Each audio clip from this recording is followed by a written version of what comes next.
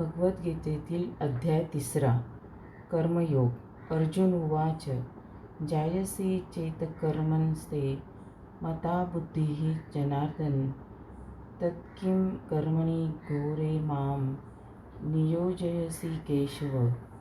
अर्जुन म्हणाला, हे जनार्दन, हे केशव, जर तुम्हाला वाटते की बुद्धी ही सकाम कर्मापेक्षा श्रेष्ठ आहे, तर तुम्ही मला या घोर युद्धात गुंतण्याचा आग्रह का करीत आहात?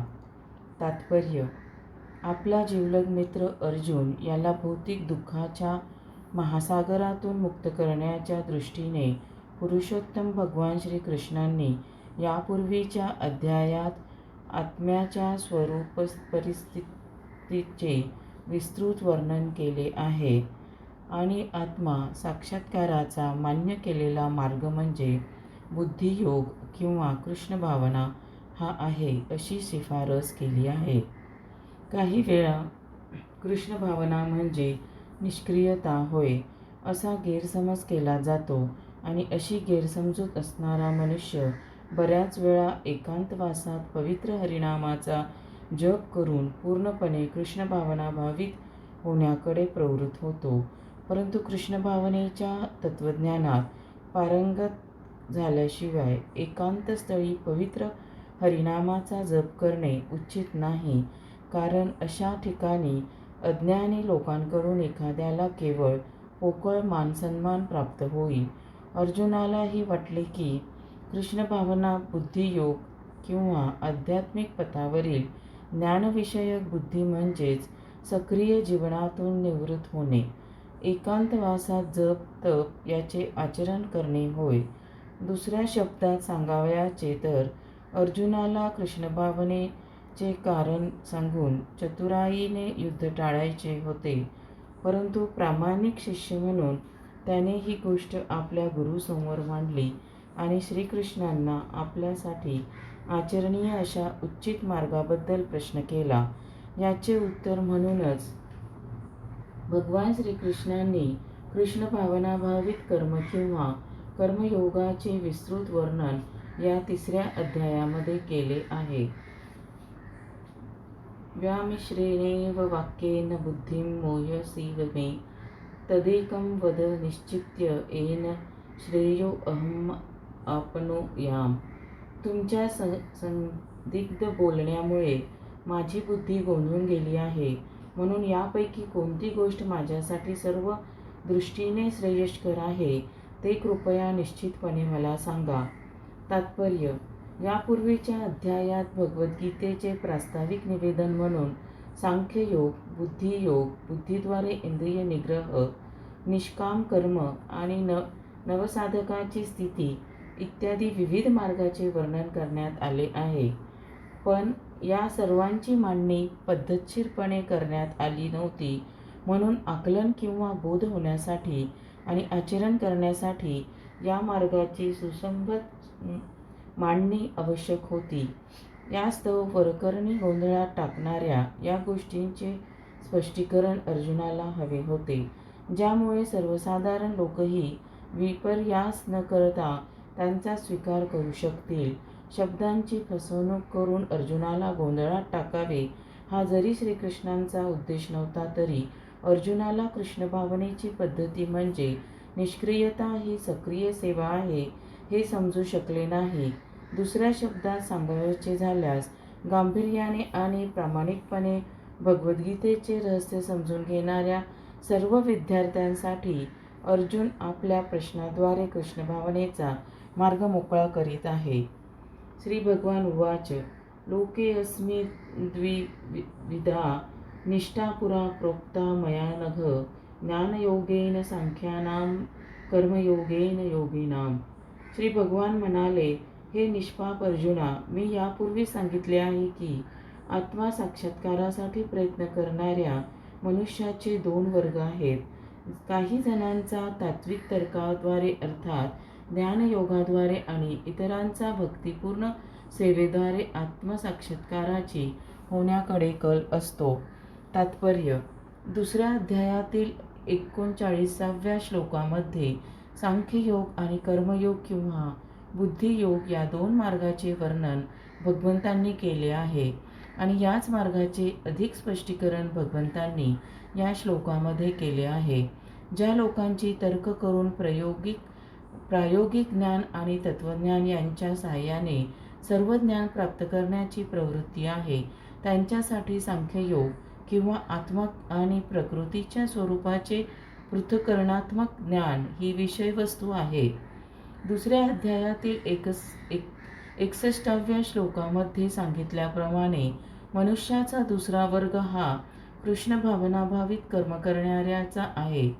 39व्या श्लोकातही भगवंतांनी सांगितले आहे की बुद्धियोग किंवा कृष्ण भावनेच्या तत्वानुसार कर्म केल्याने मनुष्याची कर्मबंधनातून सुटका होऊ शकते. तसेच या पद्धतीमध्ये काहीच दोष नाही. याच तत्वाचे अधिक स्पष्टीकरण 61व्या श्लोकामध्येही असे करण्यात आले आहे की हा बुद्धियोग म्हणजे पूर्णपणे परमेश्वरावर विसंभूत राहणे आणि या प्रकारे सर्व इंद्रियांना सहजपणे संयमित केले जाऊ शकते. म्हणून ज्याप्रमाणे धर्म आणि तत्वज्ञान दोन्ही परावलंबी आहेत, त्याप्रमाणे दोन्ही प्रकारचे योगही परस्पूरक आहेत. तत्वज्ञान विरहित धर्म म्हणजे केवळ भावना आहे किंवा कधीकधी धर्माधता आहे आणि धर्मविरहित तत्वज्ञान म्हणजे केवळ मानसिक कल्पना आहे. अंतिम ध्येय हे श्रीकृष्णच आहेत, कारण जे तत्वज्ञानी प्रामाणिकपणे परम सत्याच्या शोधात आहेत ते सुद्धा शेवटी कृष्ण भावनेचीच प्राप्ती करतात आणि हे सुद्धा भगवद्गीतेत सांगण्यात आले आहे. ही संपूर्ण पद्धती म्हणजे परमात्म्याच्या संबंधात असणारी आत्म्याची मूळ स्वरूपस्थिती जाणणे हीच आहे. तार्किक तत्वज्ञान ही एक अप्रत्यक्ष पद्धत आहे. ज्याप्रमाणे मनुष्य यथावकाश कृष्ण भावनेकडे येऊ शकतो आणि दुसरी पद्धती म्हणजे प्रत्यक्षपणे कृष्ण भावनेमध्ये सर्व गोष्टी संबंधित पाहणे होय. या दोन्हीपैकी कृष्ण भावनेचा मार्ग हा अधिक चांगला आहे, कारण तत्वज्ञानात्मक प्रक्रियेने होणाऱ्या इंद्रियांच्या शुद्धीकरणावर हा मार्ग अवलंबून नाही. कृष्ण भावना हीच मुळी स्वतः शुद्धीकरण करणारी प्रक्रिया आहे. प्रत्यक्ष भक्तिपूर्ण सेवेद्वारे ही सहज तसेच उदात्त आहे. न कर्मणामना रंभत नैष्कर्म्य पुरुषो अश्नुते न च संन्यासनादेव सिद्धिं समधिगच्छति. केवळ कर्म न करण्याने मनुष्य कर्मबंधनातून मुक्त होऊ शकत नाही. तसेच केवळ संन्यासानेही मनुष्य सिद्धी प्राप्त करू शकत नाही. तात्पर्य: भौतिकवादी मनुष्याचे हृदय पवित्र करण्यासाठी नेमून दिलेल्या विहित कर्माचे पालन करून शुद्ध झाल्यावरच एखादा जीवनामध्ये संन्यासाश्रम स्वीकारू शकतो.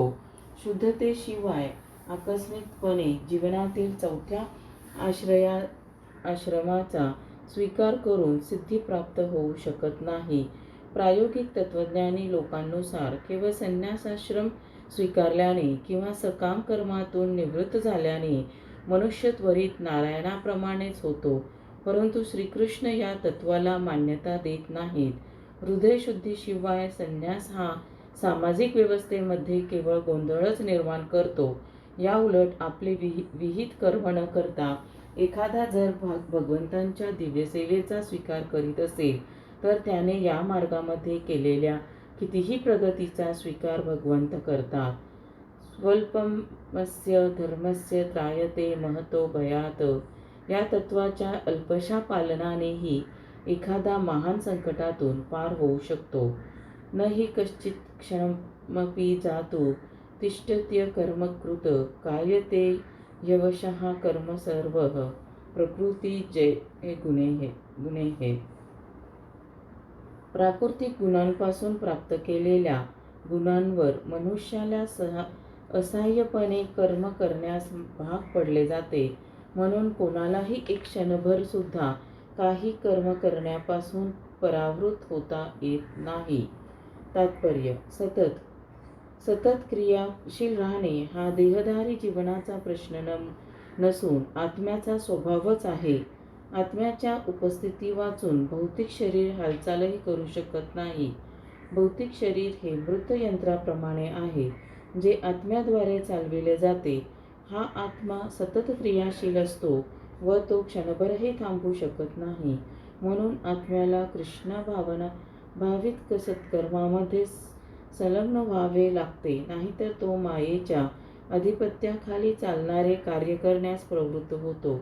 भौतिक शक्तीच्या प्रभावाखाली आत्मा भौतिक गुणांची प्राप्ती करतो आणि अशा आकर्षणापासून आत्म्याचे शुद्धीकरण करण्याकरिता त्याला शास्त्रामध्ये सांगितलेल्या विहित कर्मामध्ये संलग्न करणे आवश्यक असते. पण जर आत्मा हा आपल्या स्वाभाविक कृष्ण भावनाभावित कर्मामध्ये मग्न झाला तर तो जे काही करतो ते त्याच्या कल्याणासाठीच असते. श्रीमद भागवतात याला पुढील प्रमाणे पुष्टी मिळाली आहे. त्यक्त्वा स्वधर्म चरणाम्बुजं हरे भजन पक्वो अथ पते ततो यदि यत्र क्वा भद्रं भूदमुष्य किं को वार्थ आप्तो अभजता स्वधर्मतः. कृष्ण भावनेचा आश्रय घेतलेल्या मनुष्याने जरी शास्त्रामध्ये सांगितलेल्या विहित कर्मांचे पालन केले नाही किंवा भक्तिपूर्ण सेवेचे योग्य आचरण केले नाही आणि जरी तो आदर्शापासून पतित झाला तरी त्यामध्ये त्याची हानी किंवा वाईटही नाही. पण जर त्याने शुद्धीकरणासाठी शास्त्रामध्ये सांगण्यात आलेल्या सर्व नियमांचे पालन केले आणि तो जर कृष्ण भावना भावित नसेल तर त्याला त्यापासून काय लाभ होणार. म्हणून कृष्ण भावनेच्या या स्तरापर्यंत उन्नत होण्यासाठी शुद्धीकरणाची प्रक्रिया ही आवश्यक आहे. यास्तव संन्यास किंवा इतर कोणतीही शुद्धीकरणाची प्रक्रिया ही कृष्ण भावनाभावित होण्याच्या अंतिम ध्येयप्राप्तीसाठी सहाय्यकारक म्हणूनच आहे, कारण कृष्ण भावनेशिवाय सर्व काही व्यर्थच आहे. कर्मेंद्रियाणि संयम्य आस्ते मनसा स्मरण इंद्रियार्थान्विमूढात्मा मिथ्याचारः स उच्यते. जो कर्मेंद्रिय संयमित करतो परंतु ज्याचे मन इंद्रिय विषयांचे चिंतन करीत आहे तो निश्चितपणे स्वतःची फसवणूक करतो आणि अशा मनुष्याला मिथ्याचारी म्हटले जाते. तात्पर्य: कृष्ण भावनेमध्ये कर्मेंद्रियाणि संयम्य आस्ते मनसा स्मरण इंद्रियार्थान्विमूढात्मा मिथ्याचारः स उच्यते. जो कर्मेंद्रिये संयमित करतो परंतु ज्याचे मन इंद्रिय विषयांचे चिंतन करीत आहे तो निश्चितपणे स्वतःची फसवणूक करतो आणि अशा मनुष्याला मिथ्याचारी म्हटले जाते. तात्पर्य: कृष्ण भावनेमध्ये कर्म करण्यास नकार देणारे अनेक मिथ्याचारी आहेत, जे आपण ध्यानस्थ असल्याचा देखावा करतात. वास्तविकपणे असे लोक आपल्या मनामध्ये इंद्रियोपभोगाचेच चिंतन करीत असतात. असे ढोंगी लोक फाजील अनुयायांना फसविण्यासाठी शुष्क ब्रह्मज्ञानावर प्रवचनेही देतील, पण या श्लोकामध्ये सांगितल्याप्रमाणे हे लुच्चेच असतात. इंद्रिय तृप्तीकरिता मनुष्य आपल्या कुवतीप्रमाणे कोणत्याही आश्रमाचे पालन करू शकतो, पण जर त्याने त्या आश्रमांना अनुलक्षून असणाऱ्या नीती नियमांचे पालन केले तर तो आपले जीवन शुद्ध करण्यामध्ये यथावकाश प्रगती करू शकतो. तथापि आपण योगी असल्याचा देखावा करतो, पण वास्तविकपणे इंद्रिय उपभोगांच्या विषयांच्या शोधात असतो. तो जरी तत्त्वज्ञानाबद्दल बोलत असला तरी त्याला लुच्चाच म्हटले पाहिजे. त्याच्या ज्ञानाला कवडी मात्रही किंमत नाही, कारण अशा पापी मनुष्याच्या ज्ञानाचे फळ भगवंतांच्या मायाशक्तीद्वारे हिरकावून घेतले जाते. अशा मिथ्याचारी व्यक्तीचे मन नेहमी अशुद्धच असते, म्हणून त्याच्या ज्ञानाच्या दिखाव्याला कवडी मात्रही किंमत नाही. यस्त्विन्द्रियाणि मनसा नियम्यारभते अर्जुन कर्मेंद्रिये कर्मयोगं सक्तः स विशेष्यते. या उलट जर एखादी प्रामाणिक व्यक्ती मनाद्वारे इंद्रियांना संयमित करण्याचा प्रयत्न करीत असेल आणि आसक्ती न ठेवता कर्मयोगाचा प्रारंभ करीत असेल तर ती व्यक्ती अधिक श्रेष्ठ आहे. तात्पर्य: स्वैर अविचारी जीवन आणि इंद्रिय तृप्तीसाठी ढोंगी अध्यात्मवादी होण्यापेक्षा मनुष्याने स्वतःचा व्यवसाय करीतच जीवनाच्या ध्येयाची प्राप्ती करीत राहणे हे कितीतरी पटीने उत्तम आहे. जीवनाचे वास्तविक ध्येय म्हणजे भवबंधनातून मुक्त होऊन भगवत धामात प्रवेश करणे हे होय. मुख्य स्वार्थ, गती किंवा आत्मकल्याण श्री विष्णूंची प्राप्ती करण्यातच आहे.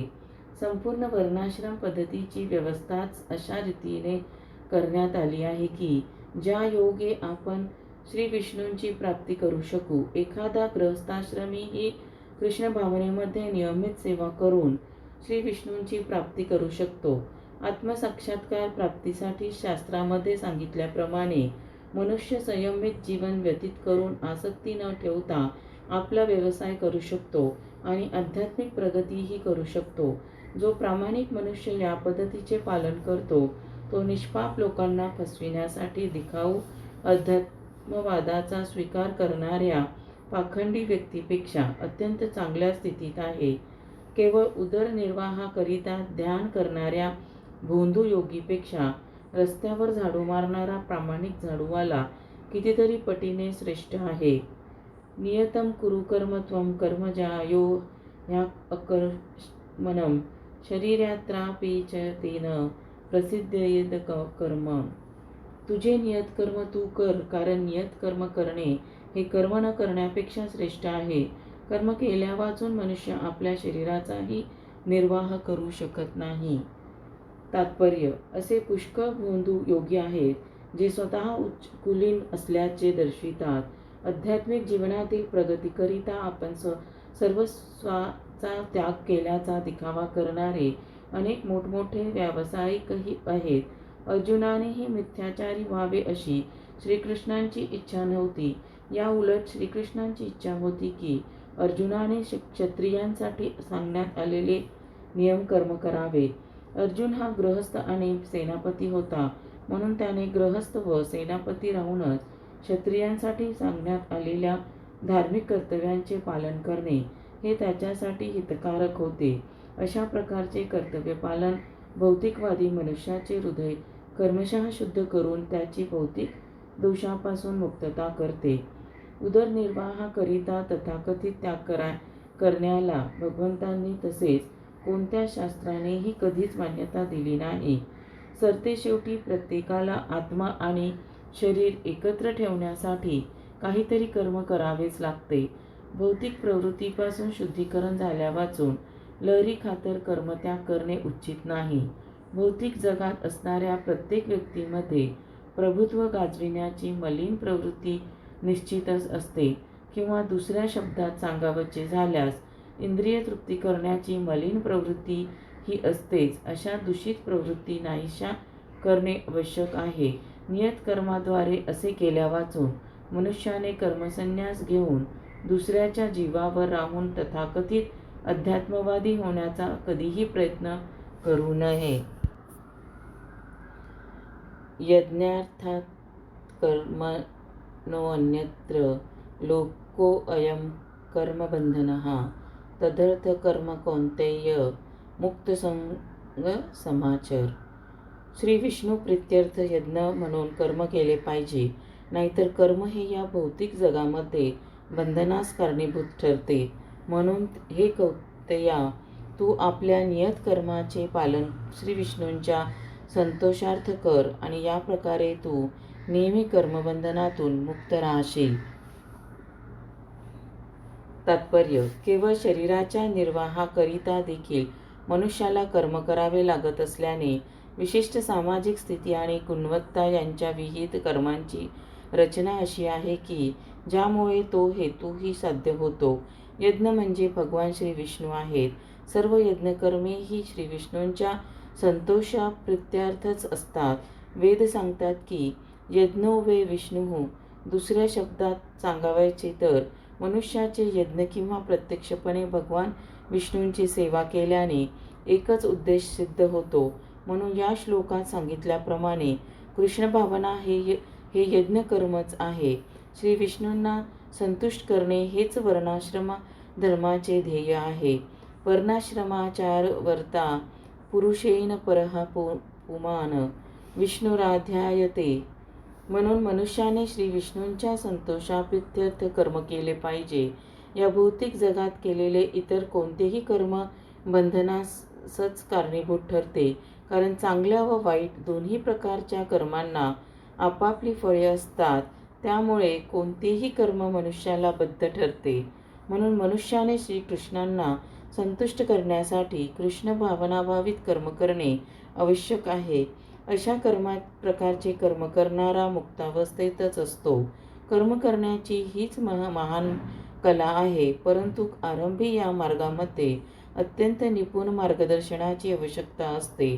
म्हणून भगवान श्रीकृष्णांच्या भक्ताच्या निपुण मार्गदर्शनाखाली किंवा साक्षात भगवान श्रीकृष्णांच्या प्रत्यक्ष आदेशानुसार मनुष्याने परिश्रमपूर्वक दक्षतेने कर्म केले पाहिजे. इंद्रिय तृप्तीसाठी काही न करता सर्व काही केवळ श्रीकृष्णाच्या संतुष्टीकरिताच केले पाहिजे. असे आचरण करण्याचे केवळ कर्मबंधनापासूनच रक्षण करते असे नव्हे, तर त्यामुळे त्याची यथावकाश भगवंतांच्या दिव्य प्रेममयी सेवेप्रत उन्नती होते. केवळ अशा सेवेमुळे भगवद्धामाची प्राप्ती होऊ करू शकते. सहयज्ञाः प्रजाः सृष्टाः पुरोवाच प्रजापतिः अनेन प्रसविष्यध्वमेष ओवस्थिष्टकामधुक्. सृष्टीच्या आरंभी प्रजापतीने श्रीविष्णू प्रीत्यर्थ यज्ञासहित मनुष्य आणि देवतांना निर्माण केले आणि त्यांना वरदान देऊन म्हणाले की तुम्ही या यज्ञापासून सुखी व्हा, कारण यज्ञ केल्याने सुखी राहण्यासाठी आणि मोक्षप्राप्ती करण्यासाठी आवश्यक त्या सर्व गोष्टी तुम्हाला सहजपणे प्राप्त होतील. तात्पर्य: प्रजापतीने श्रीविष्णू निर्माण केलेली भौतिक सृष्टी म्हणजे बद्ध जीवनांना स्वग्रही भगवद्धामात परत जाण्यासाठी दिलेली सुसंधीच आहे. या भौतिक सृष्टीमधील सर्व जीव हे भौतिक प्रकृतीद्वारे बद्ध करण्यात आले आहेत, कारण त्यांना पुरुषोत्तम भगवान श्रीकृष्ण किंवा श्री विष्णू यांच्याशी असणाऱ्या आपल्या संबंधांचे विस्मरण झाले आहे. भगवद्गीतेत सांगितल्याप्रमाणे वैदेश्च सर्वे हमेव वैद्यः. वैदिक तत्त्वे ही आपल्या शाश्वत संबंधाचे ज्ञान देण्यासाठी आहे. भगवंत सांगतात की वेदांचा उद्देश त्यांना जाणणे हा आहे. वैदिक मंत्रात म्हटले आहे की पंथी विश्वस्यात्मेश्वरम, म्हणून सर्व जीवांचे परमेश्वर पुरुषोत्तम भगवान श्री विष्णू हेच आहेत. श्रीमद्भागवतातही श्रील शुकदेव गोस्वामी भगवंतांचे अनेक प्रकारे पती म्हणून वर्णन करतात. श्रियः पतिः यज्ञपतिः प्रजापतिः धियां पतिर्लोकपतिः धरापतिः पतिः गतिश्चाधक वृष्णीत् सत्त्वतां प्रसीदतां मे भगवान सत्तां पतिः. भगवान विष्णू हे प्रजापती आहेत आणि ते सर्व प्राणीमात्रांचे, सर्व जगताचे, सर्व सुंदर वस्तूंचे पती आणि प्रत्येकाचे रक्षणकर्ते आहेत. श्री विष्णूंच्या संतुष्टीसाठी यज्ञ कसे करावे हे बद्ध जीवनांना शिकविण्यासाठी म्हणून भगवंतांनी या सृष्टीची निर्मिती केली आहे. त्यामुळे या भौतिक जगात असतानाच ते चिंताविरहित सुखी जीवन व्यतीत करू शकतील आणि वर्तमान भौतिक शरीराच्या विनाशानंतर भगवद्धामामध्ये प्रवेश करू शकतील. बद्ध जीवांकरिता भगवंतांनी केलेली ही संपूर्ण योजना आहे. यज्ञ केल्याने बद्ध जीवन यथावश्यक कृष्ण भावना भावित होतो आणि त्याच्यामध्ये सर्व सद्गुण आढळून येतात. कलियुगासाठी संकीर्तन यज्ञाची शिफारस वैदिक शास्त्रांनी केली आहे आणि कलियुगातील सर्व मनुष्याच्या मुक्ततेकरिता या दिव्य पद्धतीचा परिचय भगवान श्री चैतन्य महाप्रभूंनी करून दिला. संकीर्तन यज्ञ आणि कृष्ण भावना हे परस्पर पूरकच आहेत. भगवान श्रीकृष्णांच्या भक्तरूप अवताराचा श्रीकृष्ण चैतन्य महाप्रभू उल्लेख श्रीमद भागवतात संकीर्ण यज्ञाचा विशेष संदर्भ देऊन पुढील प्रमाणे केलेला आहे. कृष्णवर्ण त्विषा कृष्णम सांगोपांगात्र पाशर्दकम यज्ञे संकीर्तन प्राहेः यजतीहि सुमेध सहा. या कलियुगामध्ये जे वास्तविक बुद्धिमान लोक आहेत ते पार्षदांसहित अवतरित होणाऱ्या भगवंतांचे संकीर्ण यज्ञ करून पूजन करतील. वैदिक शास्त्रांमध्ये सांगण्यात आलेले इतर यज्ञ करणे या कलियुगात साध्य नाही, पण भगवद्गीतेत सांगितल्याप्रमाणे संकीर्तन यज्ञ हा सर्व सिद्धीकरिता सहज साध्य आणि उदात्त आहे. देवान् भावयता नेन ते देवा भावयन्तु वः परस्परं भावयन्तः श्रेयः परं वाप्स्यतः. यज्ञाने संतुष्ट झालेल्या देवदेवता तुम्हालाही संतुष्ट करतील आणि या प्रकारे मनुष्य आणि देवदेवता यांच्यामधील परस्पर सहयोगाने सर्वांसाठी सर्वत्र समृद्धीचे साम्राज्य पसरेल. तात्पर्य: देवतांना भौतिक कार्यांचे प्रशासन करण्यासाठी विशेष शक्ती प्रदान करण्यात आलेली असते. प्रत्येक जीवाच्या शरीर आणि आत्म्याच्या पोषणासाठी आवश्यक वायू, प्रकाश, पाणी आणि इतर सर्व वस्तूंचा पुरवठा करण्याचे कार्य देवतांकडे सोपविण्यात आलेले असते. पुरुषोत्तम श्री भगवान यांच्या शरीराच्या विविध भागांमध्ये असणाऱ्या या देवदेवतांमध्ये असंख्य सहाय्यकच आहेत. त्यांची संतुष्टी किंवा असंतुष्टी मनुष्यांनी केलेल्या यज्ञावर अवलंबून असते. काही यज्ञ विशिष्ट देवतांना संतुष्ट करण्यासाठीच असतात, परंतु असे असले तरीही सर्व यज्ञांमध्ये भगवान श्री विष्णू यांनाच प्रमुख अधिष्ठाता म्हणून पूजले जाते. भगवद्गीतेतही सांगण्यात आले आहे की श्रीकृष्ण हे स्वतः सर्व प्रकारच्या यज्ञांचे भोक्ता आहेत. भोक्तकार यज्ञम तपसाम म्हणून शेवटी यज्ञपतीला संतुष्ट करणे हा सर्व यज्ञांचा मुख्य हेतू आहे. ज्यावेळी असे यज्ञ योग्य रीतीने केले जातात तेव्हा स्वाभाविकपणेच पुरवठा करणाऱ्या विविध विभागाचे अधिकारी असणाऱ्या देवदेवता संतुष्ट होतात आणि त्यामुळे नैसर्गिक पदार्थाच्या पुरवठ्यामध्ये तुटवडा पडत नाही. यज्ञकर्मापासून इतर अनेक आनुषंगिक लाभ होतात. यज्ञ अंततः भौतिक बंधनातून मुक्त होण्यास कारणीभूत ठरतात. वेदांमध्ये सांगितल्याप्रमाणे यज्ञकर्मामुळे आपली सर्व कार्ये शुद्ध होतात. आहार शुद्धो सत्वशुद्धी सत्वशुद्धो ध्रुवा स्मृतिः स्मृतिलंबे सर्वग्रंथीनां विप्रमोक्षः. यज्ञ केल्याने मनुष्याचा आहार शुद्ध होतो आणि शुद्ध आहार ग्रहण केल्याने त्याचे जीवन शुद्ध बनते. जीवनशुद्धीमुळे स्मृतीमधील अतिसूक्ष्म वृत्तींचे शुद्धीकरण होते आणि जेव्हा स्मृती शुद्ध होते तेव्हा मनुष्य मोक्ष मार्गाबद्दल विचार करू शकतो आणि या सर्वांची परिणती वर्तमान समाजासाठी अत्यावश्यक असणाऱ्या कृष्णभावनेमध्ये होते. इष्टान् भोगानि वो देवा दास्यन्ते यज्ञभाविताः तैर्दत्तान् प्रदाये भूयो यो भुङ्क्तेस्तेन एव सः. विविध जीवनावश्यक वस्तूंच्या अधिकारी असणाऱ्या देवदेवता ज्यावेळी यज्ञ करण्यामुळे संतुष्ट होतील तेव्हा ते तुमच्या सर्व गरजा पुरवतील. पण अशा वस्तू पुन्हा देवतांना अर्पण न करता जो त्यांचा भोग घेतो तो निश्चितपणे चोरच आहे.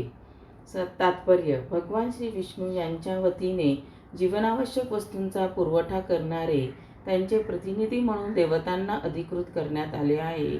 म्हणून शास्त्राप्रमाणित यज्ञाद्वारा त्यांना संतुष्ट केलेच पाहिजे. वेदांमध्ये विविध प्रकारच्या देवदेवतांसाठी विविध प्रकारचे यज्ञ सांगण्यात आले आहेत, पण शेवटी सर्व यज्ञ भगवंतांनाच अर्पिलेले असतात. जो भगवंतांना समजू शकत नाही त्याच्यासाठी देवदेवता प्रीत्यर्थ यज्ञ करण्याची शिफारस करण्यात आली आहे. मनुष्यांच्या निरनिराळ्या भौतिक गुणांना अनुलक्षून वेदांमध्ये निरनिराळे यज्ञ सांगितले आहेत. निरनिराळ्या देवतांचे पूजनही याच तत्वावर म्हणजेच विविध गुणांवर आधारित आहेत. उदाहरणार्थ मांसाहारी लोकांना कालीदेवीचे पूजन करण्यास सांगितले आहे.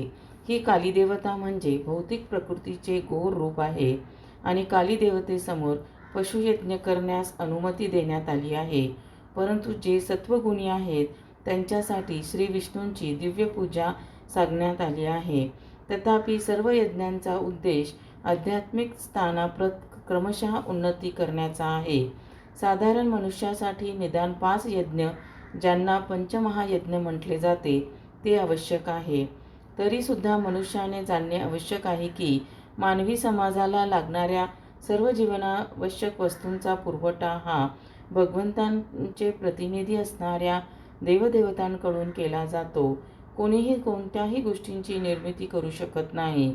उदाहरणार्थ मानवी समाजाला लागणारे सर्व खाद्यपदार्थ जसे सत्वगुणी व्यक्तींसाठी धान्य, फळावळे, भाजीपाला, दूध, साखर इत्यादी आणि मांसभक्षकांसाठी मांस असते.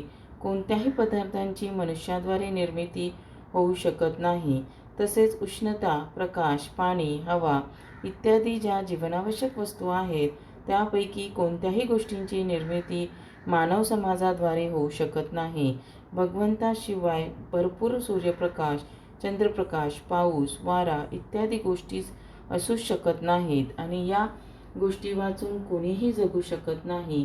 यावरून स्पष्ट होते की आपले जीवन भगवंतांकडून होणाऱ्या पुरवठ्यांवर अवलंबून आहे. आपल्या उद्योगधंद्यासाठी सुद्धा आपल्याला धातू, गंधक, पारा, मॅंगनीज इत्यादी अनेक प्रकारचा कच्चा माल तसेच इतर अनेक वस्तू आवश्यक आहेत. या गोष्टींचा योग्य उपयोग करून आपण आत्मसाक्षात्कारासाठी धाकट आणि निरोगी राहावे याकरिता भगवंतांच्या प्रतिनिधीद्वारा या सर्व गोष्टी पुरविल्या जातात. आत्मसाक्षात्काराची परिणती भौतिक अस्तित्वाच्या संघर्षातून मुक्त होणे या जीवनाच्या अंतिम ध्येयामध्ये होते. जीवनाचे हे ध्येय यज्ञ केल्याने प्राप्त होते. आपल्याला जर मनुष्य जीवनाच्या ध्येयाचे विस्मरण झाले आणि आपण केवळ इंद्रिय तृप्तीकरिता भगवंतांच्या प्रतिनिधीकडून वस्तू स्वीकारल्या आणि भौतिक अस्तित्वात अधिकाधिक गुरफट गेलो तर निश्चितच आपण चोर ठरतो, कारण सृष्टी निर्मितीचा हा हेतूच नाही. म्हणून भौतिक प्रकृतीच्या नियमाद्वारे आपल्याला शिक्षा होते. पूर्णपणे भौतिक दलदलीत रुतलेल्या भोगवादी चोरांचा समाज हा कधीच सुखी होऊ शकत नाही, कारण त्यांना जीवनामध्ये ध्येयच नसते. त्यांचे लक्ष फक्त इंद्रिय तृप्तीच असते. तसेच यज्ञ कसे करावे याचेही त्यांना ज्ञान नसते. याकरिताच श्री चैतन्य महाप्रभूंनी अत्यंत सहज सुलभ संकीर्तन यज्ञाचा प्रारंभ केला. या जगातील जो कोणी कृष्ण भावनेच्या तत्वांचा स्वीकार करतो तो हा संकीर्तन यज्ञ करू शकतो.